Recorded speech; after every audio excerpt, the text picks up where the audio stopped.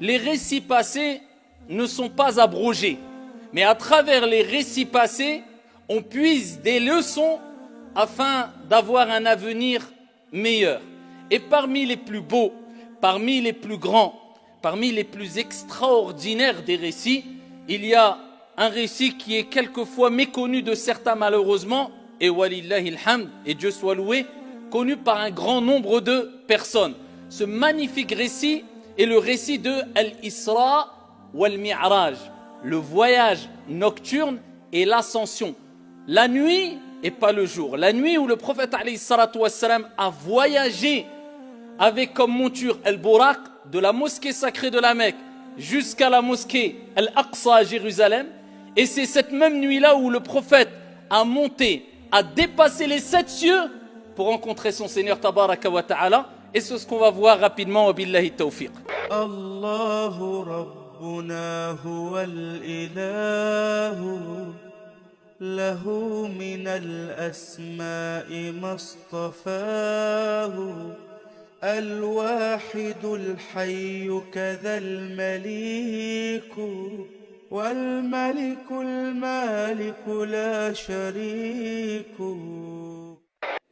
Ayyuha al-musalloun, il faut savoir qu'un sermon ne suffirait pas pour ici s'attarder dans les riches enseignements et leçons qu'il y a dans ce magnifique récit de Al-Isra wal Mi'raj. Mais le but ici, c'est de vous donner quelque part l'eau à la bouche, de vous motiver afin de poursuivre ici les recherches sur ce sujet et afin de voir et chercher ce qu'ont dit al-ulama al-rabbaniyoun, les savants, sur ce récit-là. Et quelles leçons ont-ils puisé sur ce récit-là? Donc je vous dis ça tout simplement parce que je réitère mes propos. Malheureusement, je ne pourrai pas vous citer toutes les leçons qui sont très nombreuses et très très riches à travers ce récit, mais je vais vous donner ici des informations afin de savoir et de comprendre de quoi parle-t-on quand on dit Al-Isra ou Al-Mi'raj. Alors la première des choses à savoir, ayyuha al-musalloun, c'est que Allah subhanahu wa ta'ala, avant même que le prophète alayhi salatu wassalam, rencontre son Seigneur tabaraka wa ta'ala, il nous donne une grande leçon à travers cet événement-là. C'est la leçon suivante. Peu importe ce qui t'arrive dans ta vie, peu importe les difficultés que tu rencontres, sache que ton Seigneur a dit. Retiens cette parole, tu l'as déjà entendue, tu la connais peut-être, mais grave-la dans ton cerveau et dans ton cœur. La yukallifu Allahu nafsan illa wus'aha. Allah ne donne pas à une âme une charge au-dessus de sa capacité. Peu importe les difficultés, les problèmes que tu rencontres, sache qu'ils vont s'atténuer un moment ou un autre. Et sache que c'est un test de ton Seigneur Tabaraka wa Ta'ala pour tester le degré d'amour vis-à-vis de lui que tu as atteint, tout simplement. Et ici, les êtres humains divergent quant à leur niveau de patience, leur degré de patience. Et ça permet à Dieu, bien qu'il sache, mais pour nous montrer à nous-mêmes avant tout, de se rendre compte, que toi tu te rends compte, que nous nous rendions compte concrètement, où en sommes-nous par rapport à notre amour vis-à-vis de Dieu, car c'est à travers la patience qu'on sait où on en est dans notre amour vis-à-vis d'Allah subhanahu wa ta'ala. Et plus Allah, il aime une personne, et plus il l'éprouve. إِذَا أَحَبَّ اللَّهُ قَوْمًا إِبْتَلَاهُمْ كَمَا قَالَ عَلَيْهِ أَفْضَلُ الصَّلَاةِ وَأَزْكَى التَّسْلِيمِ. Donc, c'est quelque part une bushra, une bonne annonce quand tu es éprouvé et tu t'en remets à Dieu. Tu dis Alhamdulillahi ala kulli hal. Sache qu'aujourd'hui c'est dur. Walakin ce terme, Alhamdulillah ala kulli hal, il va te rapporter gros au paradis bi'idhnillahi rabbil alamin. Le prophète alayhi salatu wassalam, il a enduré comme personne n'a enduré. C'était le prophète alayhi salatu wassalam. Et particulièrement, tout au long de sa vie, mais particulièrement, vous connaissez toutes et tous, je pense, ce récit qui concerne Amul Huzn, l'année de la tristesse. Alors ça nous arrive à toutes et tous quelquefois quand on met la cassette en arrière de notre vie, de se dire, ah tiens, il y a telle année, cette année-là c'était une année particulièrement difficile. Eh bien ça c'est un décret d'Allah Azza wa Jal. Souvent Allah subhanahu wa ta'ala va faire que ici il y a des périodes qui sont plus difficiles que d'autres. Et le prophète sallallahu alayhi wa sallam a vécu cela. Et en intensité fois 1000 par rapport à ce que nous vivons nous, ou plus. Eh bien, les 10 premières années, et quand je parle des 10 premières années, c'est de la révélation, après la révélation. Donc après la révélation, après le wahi, Il y a eu les premières années qui ont été très éprouvantes. Eh bien, la 10e année, ça a été une année ici plus qu'éprouvante pour le prophète alayhi salatu wassalam et difficile à encaisser. C'est cette année-là où non seulement c'était le summum de la persécution, etc., c'est cette année-là où sa femme, qui a été la première personne, c'est pas la première femme, ou la première personne qui a cru au prophète Mohammed alayhi afdalus salati wa askat taslim. Quand le prophète a eu la révélation Iqra, et il est redescendu de la montagne et il est parti se diriger vers ce cocon familial, vers son épouse Khadija radiyallahu anha wa ardaha, et qui lui a raconté ce qu'il s'est passé, elle a dit Wallahi la yukhzika Allahu abada. Ton Seigneur ne t'abandonnera jamais. Et elle a rapporté les qualités qu'avait le prophète alayhi salatu wassalam, et elle a cru en lui, alors que même lui il se disait mais qu'est-ce qui m'arrive, suis-je fou, il était en panique. Khadija, qui a été un grand soutien dans cette année-là, elle est décédée. Qui est décédé aussi? Son oncle. Avant Khadija, son oncle est décédé, Abu Talib. Abu Talib qui a été ici une personne qui l'a soutenu et qui a été un rempart pour le prophète alayhi salatu wassalam contre les agressions des Mécois, etc. contre lui. Donc Abu Talib a soutenu énormément le prophète. La même année, il est décédé. Le prophète pris de tristesse énorme. Le prophète alayhi salatu wassalam, il ne s'est pas arrêté là. Vous savez, 10 ans de dur travail. Il a tout sacrifié alayhi salatu wassalam pour que nous, aujourd'hui, cette année-là, ce moment-là, on soit dans un endroit confortable, en train d'écouter le prophète a dit, les compagnons a dit, Allah Jalla wa Ala a dit, dans une ambiance de sécurité et avec le ventre plein et en sachant qu'on va rentrer chez nous et parce que tout simplement on a un toit où dormir tranquillement. Alayhi afdalus salati wa askat taslim. Qu'avons-nous fait nous par rapport à eux? Ayna nahnu min haoula? Le prophète alayhi salatu wassalam, il ne s'est pas arrêté là, vous imaginez? Nous, dès qu'il nous arrive quelque chose, on dit écoute mon frère, là je suis tombé malade pendant 3 jours, ne me parle pas pendant 3 mois. Même quand on prend du plaisir, on part en vacances, il faut se reposer 1 mois à l'avance. Je pars en vacances là, donc là je coupe tout. Là je pars en vacances. On revient de vacances, mon frère je reviens de vacances. Aïe, t'es parti en vacances pourquoi? On revient de vacances, il faut que je me repose, je reprends. Subhanallah, le prophète alayhi salatu wassalam, depuis qu'il a eu la révélation Iqra, il n'a plus jamais goûté au repos jusqu'à sa mort. Alayhi salatu wassalam. Eh bien le prophète alayhi salatu wassalam s'est levé à continuer son travail, de prêcher la bonne parole, d'appeler les gens au bien, d'essayer de réunir, de réconcilier entre les gens. Et il s'est dirigé vers Taïf, comme vous le savez. Et à Taïf, comment ils l'ont accueilli? Ils l'ont accueilli de la manière la plus dure qu'il soit. Au début, il est resté quelques jours auprès d'eux. Certaines personnes n'ont pas voulu répondre à son appel. Ici, d'après certaines versions, il leur a dit de ne pas signaler le but pourquoi il était là. Si vous refusez, taisez-vous. Ils l'ont signalé. Ensuite, ils ont réuni les gens du village, les enfants, etc. pour le pourchasser, le chasser de Taïf en lui jetant des pierres jusqu'à ce que ses chevilles et ses pieds soient remplis de sang. Alayhi salatu wassalam. Imaginez-vous, toi tu entends aujourd'hui quelqu'un est mort dans ta famille. Imagine-toi non, c'est tes soutiens les plus forts. Après avoir vécu des années et des années d'épreuves, ton épouse décède, ton oncle décède, tu continues ton travail, on te chasse, on te jette des pierres. Quel degré tu vas atteindre ici là, pour pouvoir patienter? Quel degré tu dois avoir pour pouvoir patienter? Seul un prophète comme le prophète Mohammed alayhi salatu wassalam peut patienter à tout cela. Mais c'est un exemple pour nous. Laqad kana lakum fi rasulillah uswatun hasana. Vous avez certes dans le messager d'Allah un excellent exemple. Il a patienté, enduré, je répète, pour satisfaire Allah et ensuite pour nous, pour toi. Donc on doit quelque chose au prophète alayhi salatu wassalam. Suivre son comportement exemplaire, ses nobles moralités alayhi afdalus salatu wa askat taslim. Donc le prophète alayhi salatu wassalam, vous savez que da'watul mazlum mustajab. Quand quelqu'un il est opprimé, alors regardez le niveau d'oppression. Plus tu es opprimé, plus il y a des chances que ton invocation elle soit acceptée. Le prophète alayhi salatu wassalam, il était opprimé. Allah Jalla wa Ala voit cette situation. La situation que vit son bien-aimé. Il envoie Jibril alayhi salam, l'ange Gabriel lui-même. Et à Mohammed, voici l'ange des montagnes. Il suffit, parce qu'il a entendu ce que tu as vécu, il a vu ce que tu as vécu, il suffit que tu demandes quoi que ce soit, eh bien il exauce. L'ange des montagnes dit, si tu veux, ô Mohammed, que j'écrase ce peuple entre 2 montagnes, je le fais. Kun fayakun, Allah Azza wa Jalla veut quoi que ce soit, il dit soit ici. Hana, on aurait dit, écrase les montagnes et montre-moi avec mes yeux pour que je vois les détails. Avant qu'on aime bien se venger.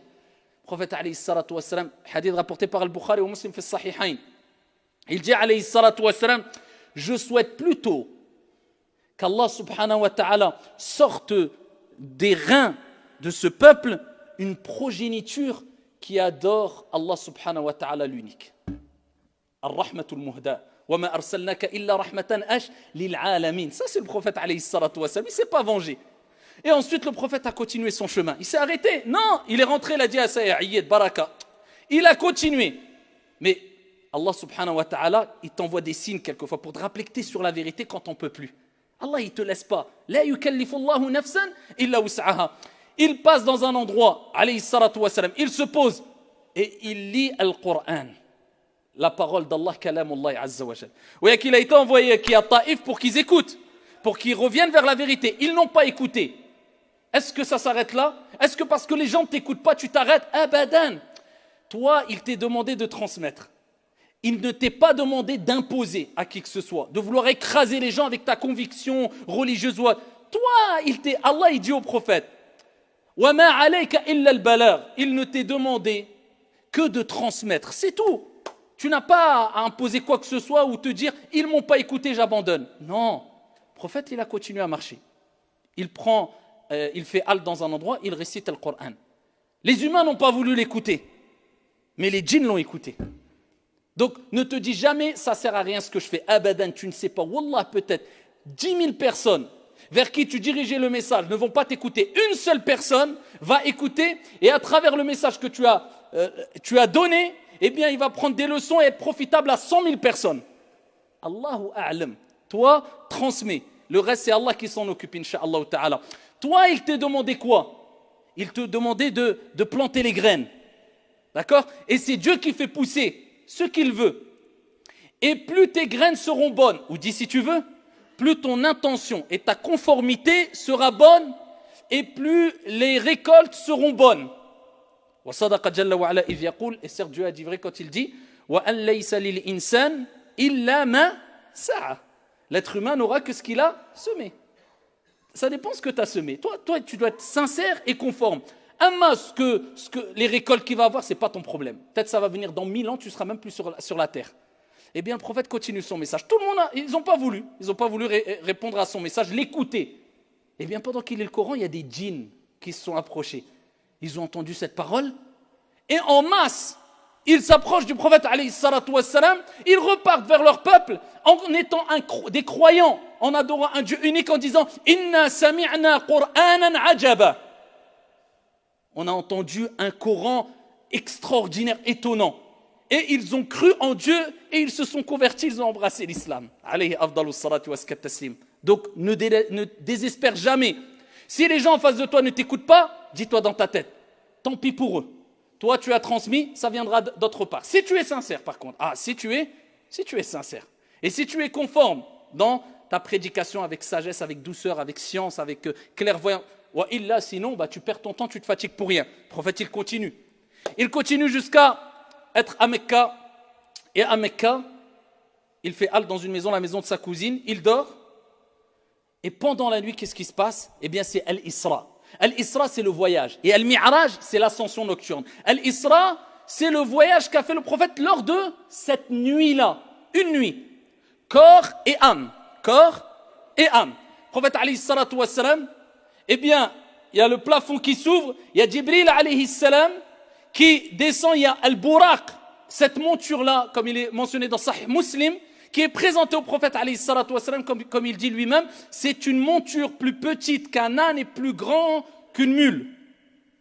Et la monture, elle s'excite de joie parce qu'elle va avoir l'honneur de porter sur son dos Muhammad alayhi afdalu salatu wa taslim.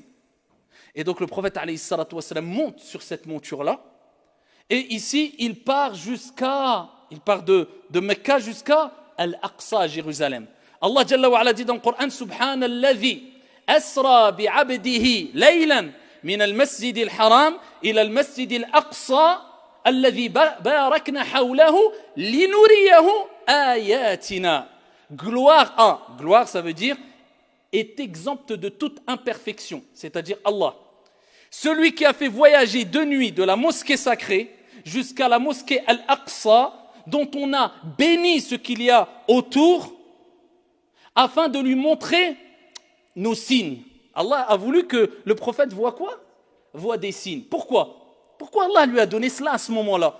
Parce qu'Allah a vu tout ce qu'il a enduré pendant 10 ans. Et voilà, cerise sur le gâteau, Taïf, il lui jette des pierres. Là, il est arrivé au summum de l'épreuve. Eh bien, Allah, Jalla wa Ala, je vous ai dit, Allah envoie toujours des signes quand tu n'en peux plus pour te rassurer, dire, écoute, t'es sur la vérité, continue. Et ça, c'est min hikmatillah. Et quelquefois, des gens, ils ont al-karamat. C'est quoi al-karamat? C'est des prodiges, c'est des choses extraordinaires qui arrivent à des gens pieux, à des saints, à des personnes vertueuses. Allah, il envoie des choses extraordinaires. Pas des miracles, mais c'est comme des miracles. Amma al-mu'jiza, le miracle, c'est khas lil anbiya wa rusul. C'est que pour les prophètes et les envoyés. Mais al-karamat, tu peux en avoir. Et donc le prophète, lui, il a eu une mu'jiza, un miracle. Donc Allah, c'est comme s'il lui a dit, tu n'en peux plus, regarde, tu es sur la vérité, on va te faire voir ce que personne avant toi a vu. Pour que ton iman, il monte jusqu'au... Alayhi salatu wassalam. Il a été à un endroit où même l'ange Gabriel, il lui a dit à le prophète, allez Jibril, suis-moi, on continue. Jibril a dit là, stop. Là, même moi, je ne peux pas aller. Il n'y a qu'un être humain qui peut aller où tu vas. Une créature. Toi, Muhammad, alayhi salatu wassalam. Et le prophète, alayhi salatu wassalam, il arrive à Al-Aqsa. Il rentre. Là, il fait le voyage, pas l'ascension nocturne. Hein. Là, il fait le voyage. D'accord? De Masjidul Haram, il a Masjidul Aqsa. Il arrive là-bas et il pose ici la monture. Il l'accroche dans un endroit où accrocher leur monture. Les prophètes et les envoyés, c'est un endroit connu à Al-Aqsa, à Jérusalem. Et ensuite, il rentre dans la mosquée, il prie 2 rak'at, il est rapporté qu'il y avait plein de prophètes qu'il a reconnus là-bas, comme Ibrahim, etc. Ensuite, il sort de la mosquée, et là, Allah l'élève, avec Jibril alayhi salam aussi, et il va passer et dépasser les cieux. Il va jusqu'au premier ciel, accompagné de Jibril. Jibril demande l'autorisation de rentrer. Ils disent, qui est-ce? Il dit, c'est Jibril. Qui est avec toi? Muhammad. A-t-il reçu la mission? Oui. Ouvrez la porte. Et donc ici, il monte le premier ciel. Et c'est qui lui souhaite la bienvenue dans le premier ciel? Isa alayhi salam. Adam alayhi salam, afwan. Adam alayhi salam, Adam. Adam réceptionne, accueille le prophète alayhi salatu wassalam et lui souhaite la bienvenue. Ensuite, le prophète continue à monter jusqu'au deuxième ciel. La même conversation. Qui est là? C'est l'ange Gabriel. Qui est avec toi? Muhammad. Est-ce qu'il a reçu la mission? Oui. Et ensuite, on lui permet de monter au deuxième ciel. Et c'est qui l'accueille? Ici, c'est Isa alayhi salam, Jésus. Ensuite, il monte au troisième ciel. Isa alayhi salam, c'est qui l'accueille? Yusuf alayhi salam. Ensuite, il monte quatrième ciel. C'est qui l'accueille? Idris alayhi salam. Il monte cinquième ciel. C'est qui l'accueille? Haroun alayhi salam. Il monte sixième ciel. C'est qui l'accueille? Moïse, Moussa alayhi salatu wassalam.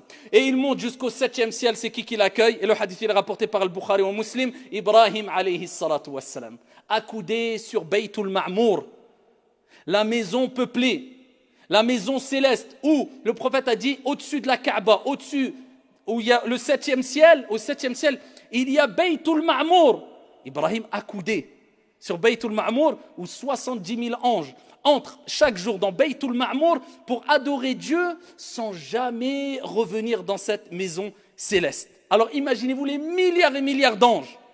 Et ici, le prophète alayhi salatu wassalam a été accueilli par, bien sûr, la salutation d'Ibrahim alayhi salam. Ensuite, il poursuit Sidratul Muntaha. Et Allah Jalla wa Ala, il parle de Al-Mi'raj, l'ascension dans Suratul Najm. وَالنَّجْمِ إِذَا هَوَى مَا ضَلَّ صَاحِبُكُمْ وَمَا غَوَى وَمَا يَنْطِقُ عَنِ الْهَوَى إِنْ هُوَ إِلَّا وَحْيُ يُوحَى. Par l'étoile lorsqu'elle se décline. مَا ضَلَّ صَاحِبُكُمْ وَمَا غَوَى. Votre compagnon ne s'est pas égaré et n'a pas été induit en erreur. وَمَا يَنْطِقُ عَنِ الْهَوَى. Il ne parle pas poussé par sa passion. إِنْ هُوَ إِلَّا وَحْيُ يُوحَى. Ce n'est qu'une révélation émanant de son Seigneur. Et ensuite, Allah Jalla wa Ala parle de ce qu'il a vu, et particulièrement Sidratul Muntaha. Le prophète, alayhi salatu wassalam, lors de ce voyage, lors de cette ascension nocturne, et ça nous rappelle que Allah a fait le filtre. Parce que quand le prophète a raconté tout ça, il y en a plein qui ont dit, c'est un fou ou c'est un mytho. Et seuls ceux qui avaient une ferme conviction dans ce que Dieu a dit, ce que le prophète alayhi salatu wassalam a dit, sont restés fermés auprès du prophète, car Dieu envoie quelquefois des épreuves afin de voir qui va rester ferme, qui va rester à côté de toi? Et c'est souvent au moment des problèmes où on voit vraiment les vrais compagnons, les vrais frères, les vrais amis. Eh bien, de même, lors de cette grande épreuve, ce grand test de Dieu, quand le prophète a raconté ça, certains ils ont dit non, non pour nous ça rentre pas dans notre cerveau, c'est trop, non, on n'y croit pas. Et une grande partie, alhamdulillah, a dit nous y croyons fermement. Sadaqallah wa sadaqa Rasulullah sallallahu alayhi wa sallam. Le prophète, il est parti jusqu'à Sidratul Muntaha. C'est quoi Sidratul Muntaha? C'est la limite extrême. Au-dessus de Sidratul Muntaha, il y a quoi? Il y a ce qui dépasse l'entendement. Il y a ce que œil n'a jamais vu, ce que oreille n'a jamais entendu, ce que esprit humain n'a jamais ressenti. Il y a le Jannah, il y a Arshur Rahman, le trône du miséricordieux, il y a ton Seigneur Allah, il y a le paradis. Sidratul Muntaha, le prophète, il dit, c'est le lotus ou le jujubier céleste, une sorte de lotus ou jujubier céleste. Il dit ses feuilles sont plus larges et grandes que les oreilles d'éléphant et ses fruits sont aussi grands que des cruches. Il dit, il est tellement extraordinaire qu'on ne pourrait le détruire, on ne pourrait le décrire, tellement que c'est exceptionnel, c'est magnifique. Il dit, un humain ne peut pas le décrire. Sidratul Muntaha. Et il dit à Jibril alayhi salam, on continue, on poursuit. Jibril lui dit là, moi je ne peux plus là. Moi c'est la limite, c'est le jujubier, Sidratul Muntaha, limite extrême. Je ne peux pas aller au-dessus moi, ça y est, khalas. Le prophète il continue, où personne n'a été. Continue vers qui? Vers Allah subhanahu wa ta'ala. Et là il rencontre Allah jalla wa ala. Ikhtalafa al-ulama, les savants divergent, est-ce qu'il a vu Allah jalla wa ala ou il a vu une lumière comme il est mentionné dans le hadith al-sahih et il n'a pas vu Allah. Ala kulli hal, il parle et échange avec Allah. Et selon une version, une variante rapportée, il est rapporté que Allah Jalla wa Ala, quand il a rencontré, quand le prophète Mohammed alayhi salatu wassalam a discuté, a rencontré Allah Jalla wa Ala, il a salué Allah. De quelle manière? Eh bien, c'est ce qu'on prononce dans le tashahhud, dans notre prière. Et ici, il dit, Mohammed alayhi salatu wassalam, At-tahiyyatu lillah. الزاكيات لله الطيبات والصلوات لله. Les salutations pures, les bonnes actions, tout le bien est pour toi, ô Allah. Allah Jalla wa Ala lui a répondu Assalamu alayka ayyuhan nabi wa rahmatullahi wa barakatuh. Il lui a dit, et c'est la deuxième partie du première partie du tashahhud, il dit et que le salut soit sur toi, ô toi prophète, ainsi que la miséricorde d'Allah subhanahu wa ta'ala et la bénédiction. Et le prophète, il a pensé à toi, à moi, à la communauté à ce moment-là, et aux prophètes et aux envoyés, il a répondu à cela, Assalamu alayna wa ala ibadillahi salihin. Et que le salut soit sur moi et sur les prophètes et les serviteurs vertueux. Al-Malaïka ont vu ça, qu'est-ce qu'ils ont dit? Ashhadu an la ilaha illallah wa ashhadu annaka Muhammadan Rasulullah. At-tashahhud, c'est as-salah. On doit vivre avec la prière. C'est la conversation d'Allah subhanahu wa ta'ala avec Muhammad alayhi afdalus salatu wa askat taslim. Ensuite, Allah Jalla wa Ala, comme vous connaissez le récit, Allah Jalla wa Ala directement, en direct, sans intermédiaire, Allah a voulu, eh bien, révéler, rapporter au prophète alayhi salatu wa salam un acte d'adoration qui est l'acte d'adoration pratique le plus important. Pas d'intermédiaire entre le prophète et Allah, Jibril. Non, directement. Dieu a attendu que le prophète il ait dépassé les 7 cieux pour lui dire, ici tu as 5 prières à faire, toi et ta communauté. 50 prières à faire, obligatoires. Regardez l'importance de la prière. Elle a été donnée, instaurée au prophète alayhi salatu wa salam, directement par Allah au-dessus des 7 cieux. Cet acte que maintenant, quelquefois, on délaisse, illa man rahim Allah, musiba. Eh bien, le prophète alayhi salatu wa salam a reçu les 50 prières. 50 prières. Il redescend le prophète alayhi salatu wa salam et il rencontre Moussa alayhi salam. Vous connaissez le récit. Moussa, il dit, qu'est-ce qu'il t'a ordonné ton Seigneur? Eh bien, il a légiféré 50 prières. Il dit, ta communauté n'assumera pas 50 prières. Demande à Allah subhanahu wa ta'ala de réduire. Le prophète remonte voir Dieu et dit, ya Allah, il demande un allègement. Allah, il descend à 45 prières. Il redescend vers Moussa. Moussa lui réitère les mêmes propos. Ça va être trop, ils n'assumeront pas. Et plusieurs fois, certains disent jusqu'à 10 fois, il a fait l'aller-retour. Jusqu'à arriver à 5 prières. L'être humain est créé faible. Il a 5 prières. Moussa, il lui a dit, Ya Mohammed, ta communauté, elle n'arrivera pas à assumer 5 prières. Sadaqa Moussa. Et il dit, remonte voir ton Seigneur. et dis-lui de t'alléger. Le prophète il a dit, j'ai tellement eu honte, j'ai tellement hchemt, je dis, je vais encore revoir Allah, il dit, j'ai pas pu. Allah Jalla wa Ala dit, pour 5 prières, les croyants auront la récompense de 50 prières. C'est-à-dire tu fais 5 prières, tu as la récompense de 50 prières. Ensuite, le prophète alayhi salatu wassalam, eh bien, a vu plusieurs choses lors de l'Isra wal Mi'raj. C'est très long, mais il a vu. C'est pour ça qu'Allah Jalla wa Ala dit Linuriyahu ayatina, afin de lui voir nos signes. C'est quoi les signes? Al-Buraq. C'est quoi les signes? Le voyage. Il a vu Moussa, il a vu Ibrahim, il a vu Isa, il a vu les prophètes, il a vu Sidratul Muntaha, il a vu plein de choses, plein de choses. Parmi ces choses-là, c'est là où le prophète, cette nuit-là, il a vu beaucoup de tourments, de personnes qui étaient tourmentées parce qu'ils avaient fait de la médisance, ou ils avaient, etc. Il y avait plein de tourments qui ont été vus par le prophète alayhi salatu wassalam, pour qu'il informe la communauté en disant méfiez-vous de faire cela, méfiez-vous de voler, méfiez-vous de mentir, méfiez-vous de cela, parce que j'ai vu des gens qui avaient tel tourment à cause de cela, ici, lors de mon ascension nocturne. Et parmi les choses qu'il a vu Moussa alayhi salam, ou plutôt qu'il a senti, et ici c'était l'odeur du musc qui sortait de la tombe de la coiffeuse de la fille de Pharaon. Vous connaissez ce récit, hein? Ici, la coiffeuse de la fille de Pharaon, de Pharaon, eh bien, elle peignait les cheveux à la fille de Pharaon, le peigne est tombé, et elle a dit Bismillah au nom de Dieu, et elle a dit tu ne crois pas en mon père, tu crois au Dieu de Moussa, un Dieu unique. Et donc ici, ils l'ont pris, avec ses enfants, et ils les ont réunis, et ils ont pris de l'huile ou de l'eau bouillante, et ils ont jeté un enfant après l'autre enfant. Ils ont jeté tous ses enfants devant ses yeux pour qu'il meure. Et son dernier enfant, c'était un bébé qui était encore nourrisson, qui allaitait, ils l'ont arraché et elle n'en pouvait plus et le bébé a parlé. Un miracle. Une mu'jiza, on va dire plutôt le karamah. C'est un prodige. Le bébé a rappelé à sa mère patiente, on aura le paradis. Et ils l'ont jeté et ensuite ici, ils ont tué cette femme-là. Depuis, elle a été enterrée, ses os ont été réunis avec ses enfants dans un endroit. Le prophète a dit, alors qu'il était proche de son Seigneur, l'odeur, je sens l'odeur qui se dégage de la tombe de la coiffeuse de la fille de Pharaon. L'odeur de quoi? Du musc. Et donc le prophète a vu plein de choses, et en tout cas, ce qui nous incombe de savoir, c'est que particulièrement, c'est que Allah subhanahu wa ta'ala a transformé ces années de pénibilité, d'endurance, d'oppression par un des plus grands récits, un récit extraordinaire, un voyage extraordinaire, une ascension extraordinaire au prophète alayhi salatu wassalam, jusqu'à ce qu'il a été où personne d'autre en dehors de lui n'a été. هذا وصلوا وسلموا